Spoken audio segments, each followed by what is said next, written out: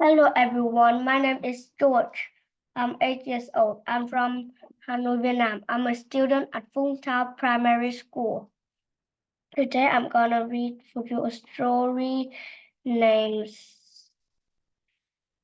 Little House in the Big Woods. Sundays. Now the winter seemed long. Laura and Mary began to be tired of staying always in the house, especially on Sundays. The time went so slowly.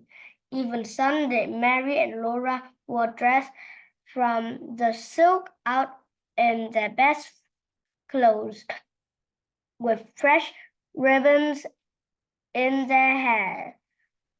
They were very clean because they had their bath on Saturday night.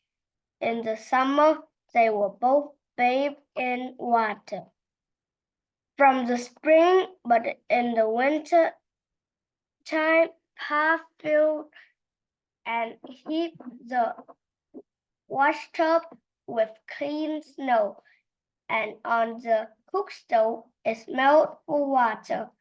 Then, close by the warm stove behind a screen made of blankets over two chairs, Ma bathed Laura and then she bathed Mary.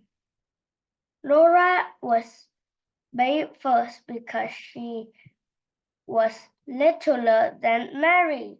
She had to go to bed early on Saturday nights with Charlotte because after she was bathed and put into her clean nightgown, Pa must empty the washtub and fill it with snow again for Mary's bath. Then, after Mary came to bed, Ma had her bath behind the blanket, and then Pa had his, and they were all clean for Saturday, for Sunday. On Sundays, Mary and Laura must not run or shout or be noisy in their play. Mary could not sew on her 9-patch quilt, and Laura could not knit on a tiny mittens she was making for baby Carrie. They might look quietly at their paper dolls, but they must not take anything new with them. They were not allowed to sew on doll clothes, not even with pins. They must sit quietly and listen while Ma read Bible stories and to them, or stories about lions and tigers and white bears from Pa's big green book, The Wonders of the Animals World. They might look at pictures and they might hold their brag dolls nicely and talk about them, but there was nothing else they could do. Laura liked best to look at the pictures in the big Bible with its paper covers. Best of all was a picture of Adam naming the animals.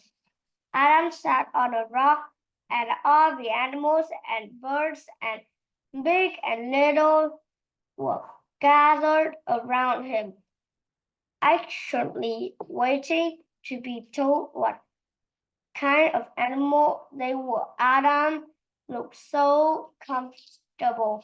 He did not have to be careful to keep his clothes clean because he had no clothes on. He wore only a skin around his middle. Did Adam have good clothes to wear on Sundays? Laura asked Ma. No, Ma said. Poor Adam. All he had to wear was skins. Laura did not pity Adam. She wished she had nothing to wear but skins. One Sunday, after supper, she could not bear it any longer. She began to play with Jack, and in a few minutes she was running and shouting. Pat told her to sit in a chair and be quiet, but then Laura sat down. She began to cry and kick the chair with her heels. I hate Sunday, she said. Pat put down his book. Laura, he said, certainly come here. Her feet dragged as she went because she knew she deserved a spanking. But when she reached Pat, he looked at her sorrowfully for a moment, and then took her on his knee and curled her against him. He held out his other arm to Mary and said, I'm going to tell you about a story about when Grandpa was a boy. The story of Grandpa Sled and the pig. When your grandpa was a boy, Laura, Sunday did not begin on Sunday morning as it does now. It begins at sundown on Saturday night. Then everyone stopped every kind of work or play. Supper was solemn. After supper, Grandpa's father read aloud a chapter of the Bible, while everyone sat straight and still in his chair.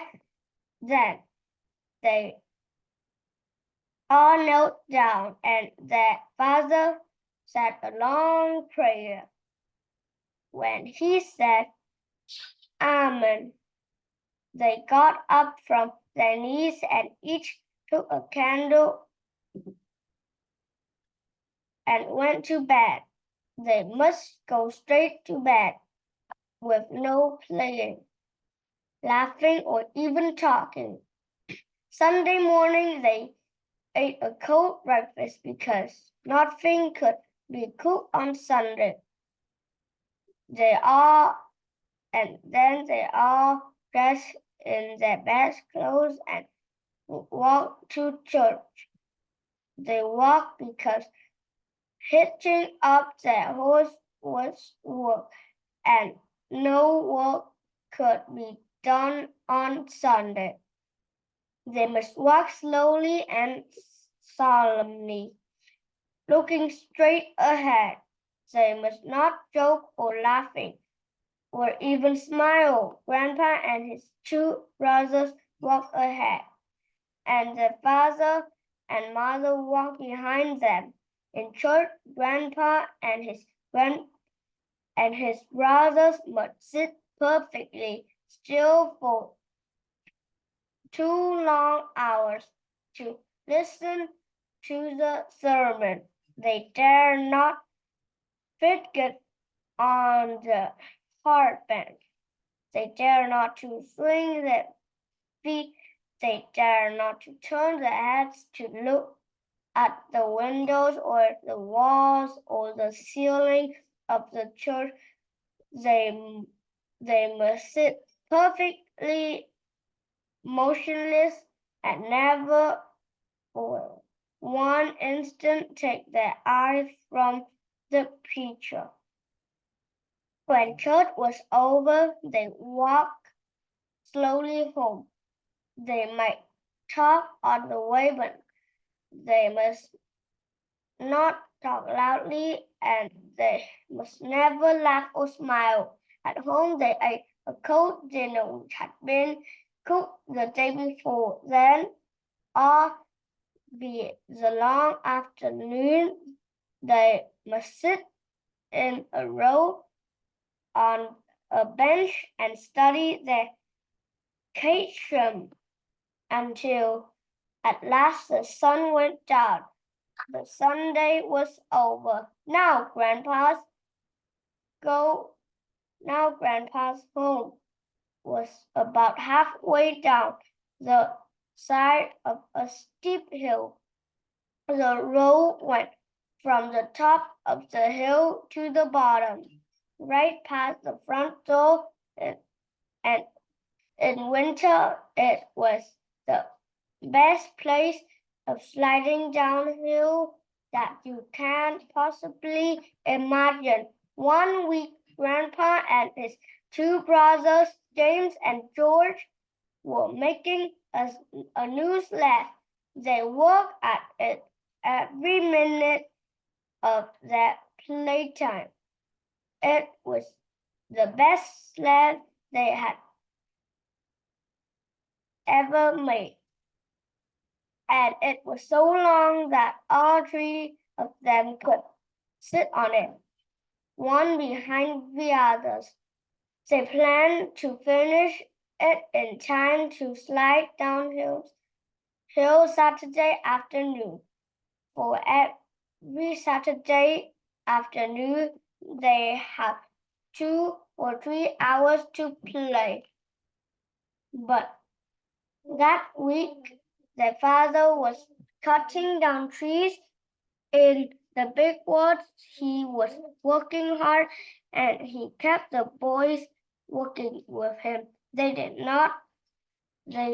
all the morning chores by lantern light and were hard at work with the wood.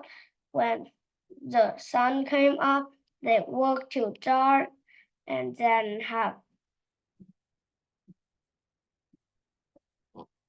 goodbye.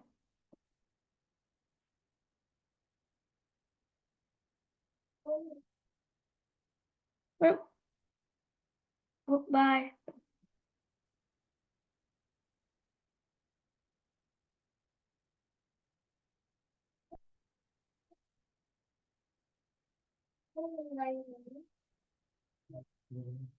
Không, bắt đầu